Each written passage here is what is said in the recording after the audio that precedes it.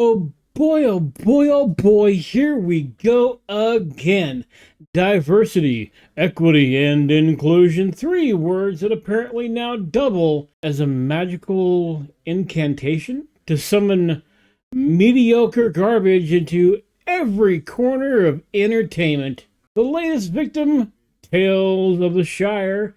That's right, folks. The beloved world of J.R.R. Tolkien is about to get a diversity makeover. Because, why stick to what made Middle-earth great when you can just toss in a bit of forced inclusion and call it a day? So, what is this thing, this Tales of the Shire? Well, it seems to be a more or less half-baked, cozy Hobbit life simulator that more than is inspired by games like Stardew Valley and looks like it fell off the back of the truck. After a staggering possible 10-year development cycle, you'd think that we'd get something actually good.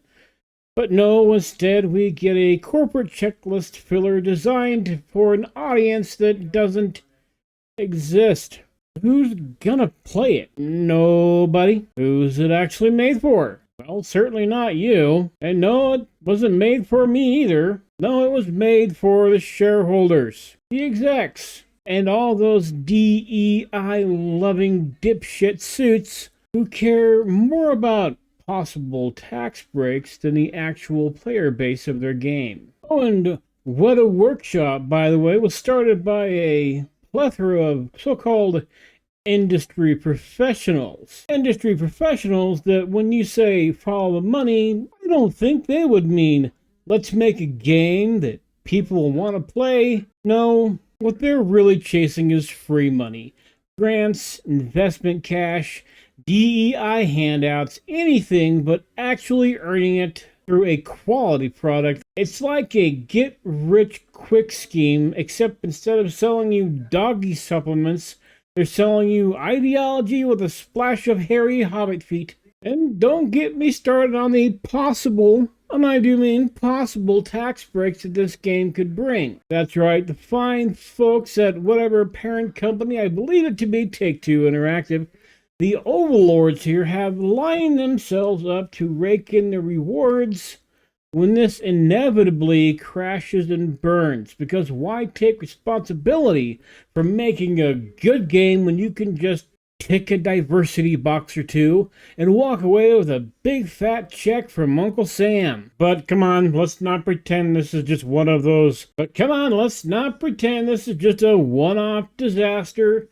No, this whole DEI crap has already wrecked gaming, and it's got its grubby hands all over movies and TV too, and comics as well. It's like a virus of forced inclusion, of box ticking, of pretending to care about representation while completely forgetting to make things, actually good. And let's take a moment to appreciate the tragic irony of Wētā Workshop, founded back in 2014 by so-called industry professionals, which apparently means they've been around long enough to know better. They spent a solid decade working on this thing. A decade. And what do they have to show for it? A game that looks more like the unwanted stepchild of Tolkien's world than a faithful expansion of it. It's like they took the least interesting parts of Middle-earth and said, you know what we need? More hobbits doing even less than usual. I think they really nailed it there, don't you? Now, don't get me wrong, as usual, there is a tiny, and I mean albeit very, very microscopically tiny chance that I am being unfair. Maybe this game will be a charming little romp through the Shire. Maybe it'll give us a cozy vibes of a peaceful hobbit life where we can kick back, relax, and enjoy some Middle-earth goodness. Boy, I would sure like that. But let's be real. Look at the track record. How many times have we been promised gold only to end up knee-deep in, well, we'll just be playing and call it shit? No, my cynical friends, the odds are this will just be one more ideological turd floating in the overflowing toilet of modern entertainment.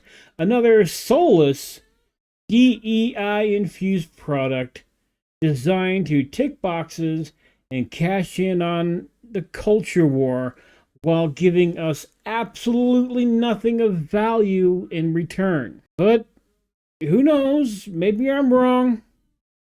Maybe this is the next big thing. The game that'll make you forget every other piece of turd trash pumped out by soulless corporations over the last decade. Maybe. But I kind of doubt that.